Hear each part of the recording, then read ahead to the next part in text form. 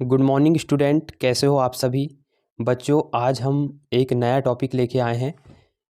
कक्षा 11वीं की इकाई 2 नर्सरी का प्रबंधन।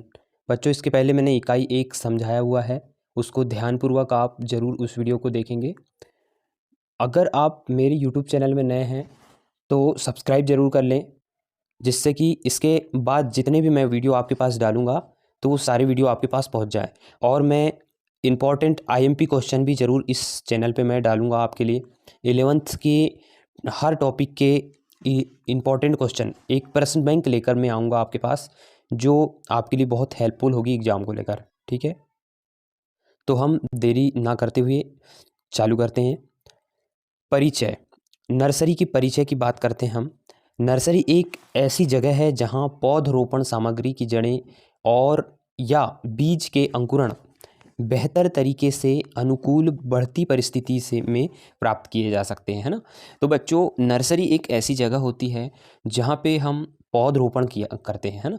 पौधरोपण करते हैं और जैसे मान लीजिए कि ये नर्सरी है, ठीक है। मान लीजिए ये नर्सरी है, तो बच्चों ये नर्सरी में आप देखेंगे कि नर्सरी को एक सुरक्षा के रूप में यहाँ पे पौधे सुरक्षात्मक तरीके से हम लगा सकते हैं, है ना। और नर्सरी में यदि पौधे लगे रहेंगे तो इनकी देखभाल और सुरक्षा बहुत ही अच्छे तरीके से हम कर सकते हैं, क्योंकि इनको पशुओं से भी मतलब इनको बचाया जा सकता है। एक तो इसमें उचित तरीके से पोषण दिया जा सकता है, पानी दिया जा सकता है, और एक छोटी नर्सरी रहती है तो हम उसकी देख-रेख भी बहुत ही अच्छे से करते हैं। मतलब कि इसके अंदर जितने भी पौधे होते हैं उनकी अच्छे से देख-रेख यहाँ पे हो जाती है। तो बच्चों, वही मैं समझा रहा था आपको कि नर्सरी एक ऐसी जगह है जहाँ पौधरोपण सामग्री की जड़ें या बीज के अंकुरण बेहतर तरीके से अनुकूल बढ़ती परिस्थिति में प्राप्त किए जा सकते हैं, है ना।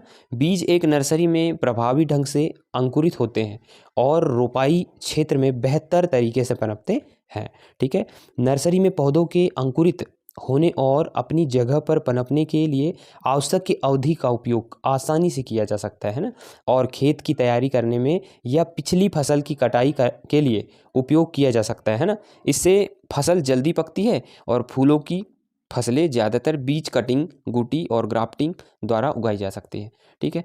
तो ये बहुत ही अच्छी एक सुविधा हो जाती है नर्सरी में। अगर पौधे लगाओगे आप नर्सरी में, तो नर्सरी में पौधे लगाने से बहुत ही अच्छी यहाँ पे सुविधा हो जाती है, ठीक है बच्चों। तो हम अब आगे समझते हैं इसके बारे में, नर्सरी के बारे में जानकारी लेते हैं। एक नर्सरी को आवश्यक स्थान पर अल्पावधि के लिए स्थापित किया जा सकता है। अल्प अवधि के लिए स्थापित किया जा सकता है, मतलब कि सबसे पहले आपने एक नर्सरी तैयार किया, वापा तैयार किया, ठीक है। काय का मिर्च, टमाटर, वो भी जैसे सोलेनेसी क्रॉप की करते हैं ना, उसी टाइप से आपने एक नर्सरी तैयार किया। उसके बाद में एक क्यारी बना करके क्या करोगे, यहाँ पे आप ट्रांसप्लांटिंग करते हो। तो एक छोटी नर्सरी आप तैयार कर सकते हैं, है ना। ठीक, आपने किस टाइप से नर्सरी तैयार किया जाता है ना। तो आगे हम देखते हैं नर्सरी क्या होती है। ये तो आपने समझा कि ऐसी नर्सरी ऐसी जगह जहाँ पे हम क्या करते हैं बच्चों, पौधों को अच्छी तरीके से उनका रखरखाव कर लेते हैं, अच्छी तरीके से सुरक्षा करते हैं पौधों की। मतलब बहुत ही अच्छे से क्या होता है, हम पौध तैयार कर सकते हैं। एक छोटा सा क्षेत्र, उसे ही हम क्या कहते हैं, नर्सरी कहते हैं। अब ये जो नर्सरी होती है, इसमें इसके महत्व को हम समझते हैं। नर्सरी का आखिर महत्व क्या होता है। तो नर्सरी का जो महत्व है, बेहतर देखभाल और प्रबंधन के कारण छोटे और महंगे हाइब्रिड जो बीज रहते हैं उनका क्या है, अच्छी तरह से अपव्यय मतलब कि उपयोग अच्छी तरह से हो जाता है और अपव्यय काफ़ी कम हो जाता है ना। तो देखते हैं हम कि नर्सरी में बहुत महंगे महंगे हम बीज लगाते हैं, ठीक है। तो बहुत ही अच्छे तरीके से हाइब्रिड बीज लगाते हैं, तो उनका अच्छी तरीके से हम उपयोग कर सकते हैं। दूसरी बात बोलते हैं, तुलनात्मक रूप से छोटी जगह में आदर्श स्थिति प्रदान करके अंकुरण प्रतिशत में सुधार किया जाता है। तो बच्चों, अंकुरण प्रतिशत में भी सुधार होता है और एक अच्छी तरीके से अंकुरण हो जाता है ना। अब ज़रा आगे देखते हैं हम। नर्सरी क्षेत्र छोटा होने के कारण कम से कम देखभाल, लागत और रख रखाव के साथ रोपाई का प्रबंधन बेहतर तरीके से किया जा सकता है। बहुत कम वृद्धि वाले फूलों को पहले नर्सरी में उन्हें तैयार किए बिना विकसित करना मुश्किल है ना। तो बच्चों, आपने देखा कि किस टाइप से नर्सरी को हम यहाँ पे तैयार कर लेते हैं और बहुत ही अच्छे से देख रेख हो जाती है, ये एक महत्व होता है ना। फिर उसके बाद देखिए, रोपाई के लिए नर्सरी में मजबूत और स्वस्थ पौध का चयन करके बेहतर उत्तरजीविता के अवसरों के माध्यम से मुख्य खेत में फसल का बेहतर और समान विकास प्राप्त किया जा सकता है। तो इसके बाद में देखते हैं, बीजों से पौधे पहले से तैयार करने से मुख्य खेत में फसल की उगाने की अवधि कम से कम 1 माह कम हो जाती है ना, 1 माह कम हो जाती है, जिससे मुख्य खेत की भूमि और श्रम की बचत होती है और पिछली फसल की कटाई के लिए भी पर्याप्त समय मिल जाता है। अब नर्सरी दूसरी जगह रहेगी तो आप क्या है, पिछली फसल जहाँ लगाए हैं उसके लिए आपको एक तरीके से समय मिल जाएगा या जगह मिल जाएगी, है ना। उसके बाद में देखते हैं आगे, एक महत्व और है, एक नर्सरी में कीटों, रोगों और खरपतवार का हम नियंत्रण आसानी से कर लेते हैं, क्योंकि एक छोटा क्षेत्र होता है, उसको हम आसानी से मतलब नियंत्रित कर सकते हैं। नर्सरी उगाने से अर्धकुशल, कुशल और अकुशल मानव संसाधनों को रोजगार के बड़े अवसर प्रदान किए जाते हैं ना। तो ये एक तरीके से आप महत्व देखते हैं कि भाई किस टाइप से नर्सरी के यहाँ पे महत्व दिए गए हैं। अब नर्सरी के प्रकार की बात कर लें हम, तो एक नर्सरी के प्रकार हम अवधि के आधार पर बात करें तो एक अस्थाई नर्सरी होती है और एक होती है स्थाई नर्सरी, है ना। अस्थाई नर्सरी और स्थाई नर्सरी क्या होती है, ज़रा समझें हम। ध्यान देना बच्चों आप, क्योंकि ये क्वेश्चन सीधा क्वेश्चन बन के आ सकता है ना। तो देखते हैं, अस्थाई नर्सरी, इस प्रकार की नर्सरी एक विशेष मौसम में भू निर्माण, वन, पहाड़ी क्षेत्रों या प्राकृतिक उद्यान में परिजनों और परियोजना के लिए स्थापित की जाती है ना। इसके आगे देखते हैं, इसे नर्सरी ऑन साइट भी कहा जा सकता है। तो ये एक अस्थाई नर्सरी होती है, जिसको हम क्या करते हैं, इधर से उधर स्थानांतरित कर सकते हैं ना, तो वो अस्थाई नर्सरी यहाँ पे हम कह सकते हैं उनको। अस्थाई नर्सरी में भू निर्माण की मौसमी आवश्यकता को पूरा किया जाता है। एक अस्थाई नर्सरी में उत्पादित अंकुर लक्ष्य के अनुसार और पूरी तरह से उपयोग किए जाते हैं ना, तथा ये किसी भी प्रकार की बिक्री के लिए नहीं होते हैं। बीजों को केवल एक मौसम के लिए उगाया जाता है और जैसे ही पौध का प्रत्यारोपण किया जाता है तो नर्सरी की भूमिका समाप्त हो जाती है। तो ये जो अस्थाई नर्सरी है उसको ध्यान से समझना ज़रा बच्चों। जैसे कि क्या होता है कि एक ये आपने पौध तैयार करने के लिए, एक रोपा तैयार करने के लिए एक नर्सरी तैयार किया है ना, छोटी सी बेड बनाया है आपने और यहाँ पे तैयार कर रहे हैं नर्सरी आप। जैसे मिर्च टमाटर लगाते हैं ना, तो ये रोपा में आपने क्या मिर्च टमाटर लगाया आपने एक नर्सरी में। उसके बाद यहाँ से जब उखाड़ करके आप ट्रांसप्लांटिंग करते हो क्यारियों में, है ना, क्यारियों में क्या करते हो, ट्रांसप्लांटिंग करते हो। तो बच्चों ये वाली जो नर्सरी हो गई, ये हो गई अस्थाई नर्सरी, क्या हो गई अस्थाई नर्सरी, और ये हो गई स्थाई नर्सरी। तो जो हम चेंज करते हैं तो यहाँ से पौधों को ले जा कर के यहाँ लगाते हैं, तो ये अस्थाई नर्सरी हो गई और ये स्थाई नर्सरी हो गई। ठीक है, अब बात आपको पूरी समझ में आ गई होगी। अब ज़रा आगे बढ़ते हैं, अपन स्थाई नर्सरी की बात करते हैं। इन नर्सरियों की स्थापना पौधरोपण सामग्री की आपूर्ति करने की दृष्टि से की जाती है, जहाँ भी आवश्यकता होती है। जैसा कि नाम से संकेत मिलता है कि इसमें सभी आवश्यक इनपुट की उपलब्धता के साथ एक स्थायी मूल संरचना शामिल है। स्थायी नर्सरी को वाणिज्यिक नर्सरी भी कहा जा सकता है, जहां बिक्री हेतु गुणवत्ता वाले पौधरोपण सामग्री का उत्पादन किया जाता है। नर्सरी की प्रतिष्ठा उत्पादित गुणवत्ता वाली रोपण सामग्री पर निर्भर करती है। स्थायी नर्सरी में कार्यालय, store, mother block, nursery bed, संरक्षित संरचना, तो ये एक तरीके से स्थायी नर्सरी होती है। जो स्थायित्व रहता है इनको स्थानांतरण नहीं किया जा सकता है। ठीक है। उसके बाद में आपने वो तो किसके आधार पर वर्गीकरण यहाँ पे देखा नर्सरी का, अवधि के आधार पर, है ना। किस अस्थाई जो नर्सरी होती है इसको कम अवधि के लिए लगाया जाता है, और ये जो स्थायी नर्सरी होता है इसको बहुत ज़्यादा अवधि के लिए लगाते हैं। अब उत्पादित पौधों के प्रकार के आधार पर, उत्पादित पौधों के आधार पर सजावटी नर्सरी, और एक हो गया सब्जियों की नर्सरी, और फूलों की नर्सरी, वन नर्सरी। तो इनको ज़रा देखें आप। सजावटी नर्सरी क्या होती है? Ornamental nursery. सजावटी नर्सरी सजावटी पौधों के अंकुर, जड़, स्टॉक और कलम सामग्री को उगाया जाता है। यहाँ पे क्या करते हैं? सजावटी नर्सरी ऐसी नर्सरी होती है जहाँ पे हम क्या अंकुर, जड़, स्टॉक, कलम, ये सब के लिए हम क्या करते हैं? सजावटी नर्सरी का उपयोग करते हैं और वहाँ पे ये सब चीज़ें उगाते हैं, है ना। और इस टाइप को हम क्या कह सकते हैं? सजावटी नर्सरी। अब सब्जियों की नर्सरी की बात करते हैं। Vegetable nursery. इस नर्सरी में रोपण सामग्री जैसे कि सब्जियों के पौधे, जड़, कलम, ये सब कंद वगैरह, ये बल्ब वगैरह सब क्या सब्जियों की जो नर्सरी होती है उसको तैयार किया जहाँ जाता है उसको हम क्या कहते हैं? Vegetable nursery. उसके बाद में आते हैं फूलों की नर्सरी। ठीक है, फलों की नर्सरी, फ्रूट प्लांट नर्सरी। क्या होता है बेटा? Fruit plant nursery. इसमें क्या होता है? इस नर्सरी में रूट स्टॉक, अंकुरित पौधे, ग्राफ्ट्स, बूटी, लेयर मतलब, और फलों के पेड़ों की कटिंग को लगाए। जो भी फल लगाते हैं अपन, तो फल के लिए कलम हो, कटिंग हो, लेयर हो, अंकुर हो, रूट स्टॉक हो, ग्राफ्ट, बूटी, ये सब कुछ जहाँ तैयार करते हैं वो नर्सरी को हम क्या कहते हैं? फ्रूट प्लांट नर्सरी, है ना।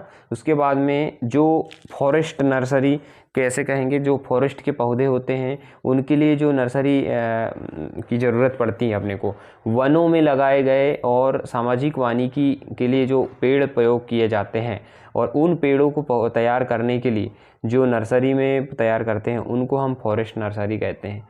तो आपने देखे यहाँ पे मैंने कितना बताया आपको। एक हो गया सजावटी पौधे के लिए जो पौधे तैयार किए जाते हैं जहाँ, तो उसे ऑर्नामेंटल नर्सरी कहते हैं। उसके बाद में वेजिटेबल नर्सरी जहाँ सब्जियों के पौधे तैयार किए जाते हैं, और जो फ्रूट प्लांट नर्सरी जो फलों के पौधे तैयार किए जाते हैं, और फॉरेस्ट नर्सरी जो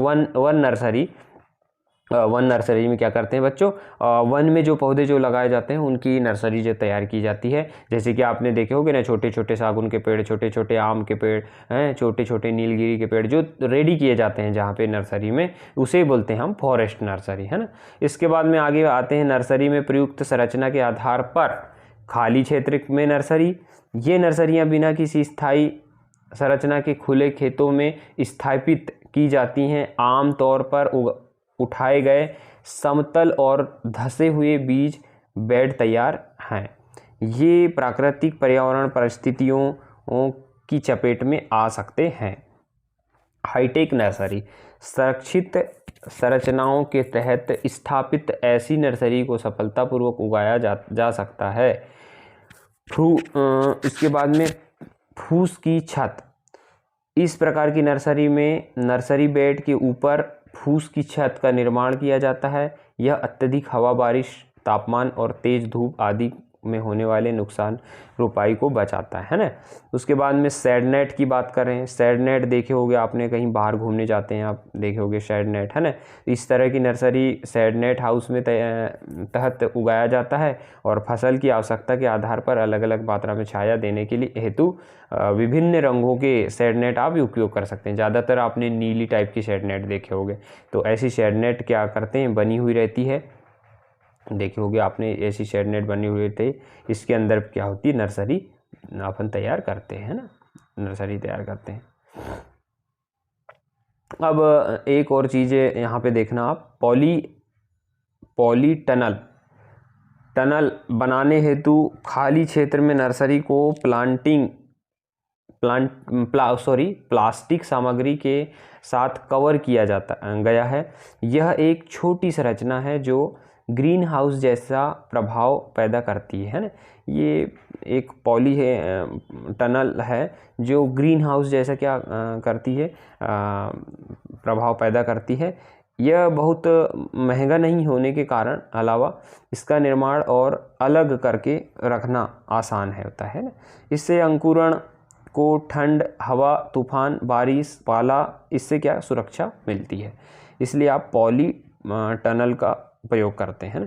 उसके बाद में आप देखे होंगे आपने ग्रीन हाउस या पॉली हाउस बोलते हैं। तो ग्रीन हाउस में भी हम पौधे तैयार करते हैं, देखे होंगे एक शेड लगा हुआ रहता है ना, तो हाउस बना रहता है, उसी को बोलते हैं ग्रीन हाउस। पढ़ते जरा, यह पॉलीफिल्म या शेड नेट के साथ बनी एक फ्रेम कवर संरचना है ताकि पौधों को आसिंक या पूरी तरह से संशोधित पर्यावरण के तहत उगाया जा सके।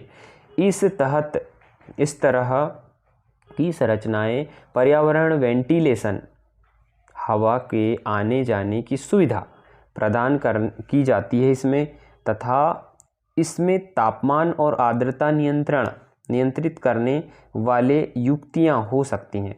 तो बच्चों जैसे कि डायरेक्ट जो पौधे में सूर्य का प्रकाश, तेज प्रकाश लग रहा है, तो उससे एक तरीके से यहाँ पे सुविधा मिल जाती है। पानी की भी अच्छी सुविधा यहाँ कर देते हैं, और ये सारी चीज़ें सुविधा ग्रीन हाउस में होती है और नर्सरी हम तैयार करते हैं। नर्सरी इनपुट की बात करते हैं। पादप वृद्धि विनियामक वृद्धि कराने वाले प्लांट ग्रोथ रेगुलेटर। तो ये वृद्धि कराने वाले होते हैं, ये कौन कौन से हैं, जरा इनके बारे में हम ध्यान से समझेंगे, बात करते हैं। बहुत आईएमपी चीज़ है ये। पादप वृद्धि विनियामक मतलब प्लांट ग्रोथ रेगुलेटर कौन कौन से हैं। पादप विकास, एक क्वेश्चन बन के आपके लिए आ सकता है कि पादप वृद्धि विनियामक कौन कौन से हैं बताइए, या पादप विकास नियामकों में से कुछ इस प्रकार से हैं, बता रहा हूँ। सबसे पहले आएगा ऑक्सीन। ये क्या करते हैं बच्चों, पौधों की वृद्धि करते हैं ना। एक पौधे में स्टेम और जड़ के एपिकल भाग में ऑक्सीजन्स को संश्लेषित किया जाता है। ऑक्सीजन्स कोशिका वृद्धि के माध्यम से विकास को नियंत्रित करते हैं और विकास संबंधी प्रतिक्रियाओं जैसे कि एपिकल के बढ़ने को प्रभावित करते हैं। ठीक है, तो ये ऑक्सीन हार्मोन्स का जो काम होता है बच्चों, पौधों की एक प्रकार से वृद्धि करता है ये, है ना। क्या करता है, पौधों की वृद्धि करता है। और कौन कौन से हार्मोन्स ऑक्सीन हार्मोन्स हैं ये आप यहाँ पे ध्यान से पढ़ लेना। उसके बाद में सेकंड देखते हैं अपन साइटोकाइनिन। ऑक्सीन पढ़े ना इसके पहले अपन ने, इसके बाद साइटोकाइनिन, जिब्रेलिन, एथिलीन। तो साइटोकाइनिन का काम, मेन काम होता है इसका कोशिका विभाजन का। क्या काम होता है, कोशिका विभाजन का काम होता है बच्चों। ये लिखा हुआ है कोशिका विभाजन, पर आपको इसको पूरा पढ़ना है कि साइटोकाइनिन पौधों में एमिनो एसिड के परिवहन में मदद करते हैं। वे कोशिका विभाजन और उम्र में वृद्धि को बढ़ावा देते हैं, है ना। साइटोकाइनिन याद कर लेना, बहुत ही अच्छा वृद्धि विनियामक है। उसके बाद जिब्रेलिन भी बहुत आईएमपी चीज़। वे पौधे के अंकुर में कोशिका विभाजन और बढ़ने को नियंत्रित बढ़ाते हैं। ये भी जिब्रेलिन पौधों की वृद्धि बढ़ाते हैं ना। उसके बाद में आते हैं एथिलीन। एथिलीन क्या करता है जरा पढ़ें। यह एक गैसीय हाइड्रोकार्बन है और एक पकाने वाले हार्मोन्स के, तो ये क्या करता है बच्चों, फलों को पकाता है। पकाने वाला हार्मोन्स है ये एथिलीन, है ना। जो आप देखे होंगे आम वगैरह पकाने के लिए इसका प्रयोग करते हैं हम, एथिलीन का, है ना। इसके बाद एब्सिसिक एसिड। क्या, एब्सिसिक एसिड, यह आमतौर पर एक विकास अवरोधक के रूप में काम करता है। क्या करता है, विकास को रोकता है, एब्सिसिक एसिड, है ना। यह आमतौर पर यह विकास अवरोधक के रूप में जाना जाता है। विकास अवरोधक या कमी पर इसके प्रभावों के कारण यह पौधों की चयापचय गतिविधियां अर्थात पत्ती की अनुपस्थिति पर्यावरणीय तनाव को प्रतिक्रिया और फल पकने में भी शामिल होता है। तो एब्सिसिक अम्ल जो होता है बेटा, ये क्या करता है कि वृद्धि को रोकता है और ये पकाने के लिए भी हमको इसका उपयोग कर लेते हैं ना। उसके बाद देखते हैं PGR का अनुप्रयोग। ग्रोथ रेगुलेटर बहुत कम सांद्रता में अर्थात प्रति मिलियन भागों में डाला जाता है, ठीक है, PGR। इसके बाद PGR का गठन की बात कर रहे, विकास नियामकों को पाउडर के रूप में, पेस्ट के रूप में या स्प्रे घोल के रूप में भी हम इनको प्रयोग कर सकते हैं, ठीक है। तो आपने अभी जो मैंने आपको अध्याय पढ़ाया, तो इसमें लास्ट में जो ये दिया हुआ है पादप वृद्धि विनियामक, ये बहुत ही IMP क्वेश्चन है। इसको ज़रा ध्यान से आप इस चैप्टर को फिर से मेरे वीडियो को ज़रूर देखना, ठीक है। और ये क्वेश्चन आंसर आप खुद से भी कर सकते हो अगर पाठ को आपने पूरा पढ़ा है तो। और रिक्त स्थान, सही जोड़ी, खालिस्तान, सारी चीज़ आप करिए। 11th के स्टूडेंट हैं आप। और मैं बहुत जल्द आपके लिए प्रश्न बैंक लेके आऊँगा, तो जिसमें बहुत ही IMP क्वेश्चन शामिल होंगे, है ना। तो आप इनको ध्यान से वीडियो को बार बार देखते रहेंगे और चैनल को सब्सक्राइब कर लें बच्चों। 11th के मैं पूरे वीडियो आपके पास ज़रूर डालते रहूँगा और जल्दी जल्दी आपके पास आते जाएंगे वीडियो, है ना। तब तक के लिए मैं नमस्कार, अगले वीडियो को लेके बहुत जल्द आऊँगा, ठीक है।